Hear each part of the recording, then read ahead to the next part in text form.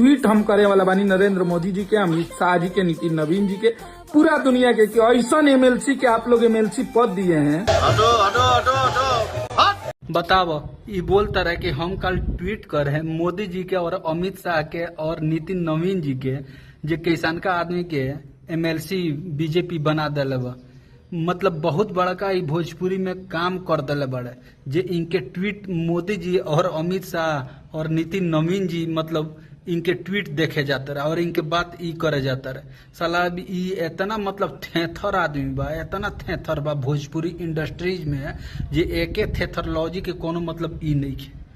साला पूरा भोजपुरी के बर्बाद करे वाला अगर केहू बा न तो इहे बा, कोठा पुत्र बा। अब बताई भोजपुरी में ई इतना बढ़िया काम कर दिल बड़े, जे मोदी जी और अमित शाह के बात सुने जाइलो। ढेर थेथर देखनी, लेकिन एकरा बाद सही में बहुत बड़का ई थेथर बा। ई अमित शाह मोदी जी के ट्वीट करी है, बाबू तेरा खाली तू ट्वीट कर, देखो हमनी के गर्दा कौनी तरह उड़ावत नहीं जा, गर्दा कौनी तरह उड़ावत नहीं जा। और ए पारी आर या पार, ए पारी आर या पार।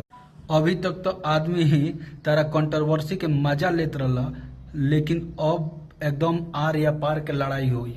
ढेर थेथर देखनी, लेकिन तोनी के बाद बहुत बड़का थेथर बड़ा सा ससुरा। तोनी के ना जुबान पे कोनो कंट्रोल बा, ना मुंह पे कोनो कंट्रोल बा। साला मोबाइल पकड़ तरह से हगल शुरू कर दे तरह से मोबाइले पे 249 रुपया के डाटा भरावा तरह से मोबाइल पे हगल शुरू कर दे तरह से। कोनो जबान के तोनी के कोनो वैल्यूए नहीं के, जे के का बोले के बा, के का नहीं के बोले के। ए पारी जो होई न उ आर या पार एकदम तारा के अगर हमनी के ना बना के नचैनी जा तब बोलिए फिर कोनो तू बाभन हमू बाभन।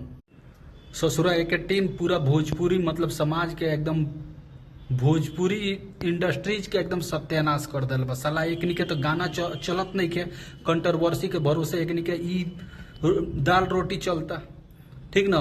तो ये वीडियो दबा के शेयर कर लो, और वीडियो में हई कोठा पुत्र पे तार लोग के का प्रतिक्रिया बा जरूर अपन प्रतिक्रिया मेंशन करिए लो और दबा के शेयर करिए लो, जे ताकि ई वीडियो हमार कोठा पुत्र तक पहुंचे।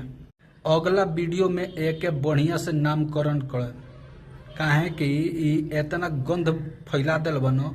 एक अगला वीडियो में बढ़िया नामकरण कल जाई और एक बढ़िया धोवल जाई। अब रोस्ट ना कल जाई, रोस्ट अब ना कल जाई, एक बढ़िया धोए के बा, ठीक ना। डिटर्जेंट पाउडर लगा के ए कोठा पुत्रवा के, ए चोरवा राइटरवा के बढ़िया अब धोए के बा। ई जो टिप टापी करता ना, ई सोचता जे मतलब सारा लोग चुतिया बैठल बा, ई बहुत बड़का होशियार बा, तिस्मार खान बा। अगर फरिया हुआ तो आमने सामने आके फरिया ले। मोबाइल पे वीडियो खेलना से का मिले वाला बा?